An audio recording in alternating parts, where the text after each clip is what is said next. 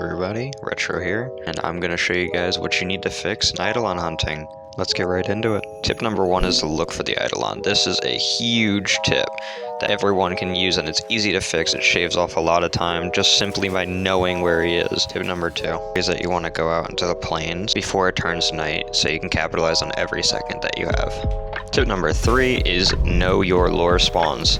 This helps a ton. If you don't know any lure spawns, at the top right my video will show that will cover the topic of lure spawns and show you where they spawn. Tip number 4 is charge your lures. You got the lures now, you need to charge them. Charging them keeps the eidolon where he's supposed to be so he's not teleporting all around, and you needed to capture him to move on to the Gantrolist and Hydralist.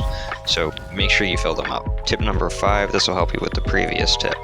Every single time the eidolon gets out of its heal phase, and every time you put it in its heal phase, it'll spawn voms under its feet, as you can see in the footage shown here. Using a melee weapon helps to pop the voms a lot easier so you can get those lures charged. Tip number 6, use radiation damage. That is the eidolon's weakness.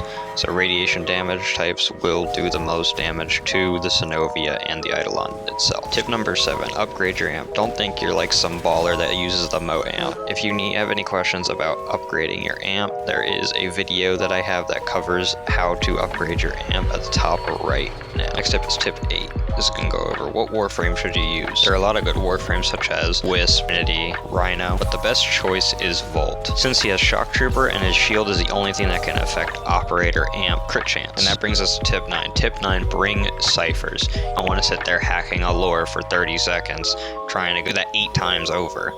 So do yourself a favor. Get ciphers. And lastly, this brings us to tip 10. Use a high damage weapon. You don't want to sit there and make a radiation build on the Stug, although you could, but that's not going to be the best for you. I suggest using a sniper rifle or a shotgun, something with high base damage.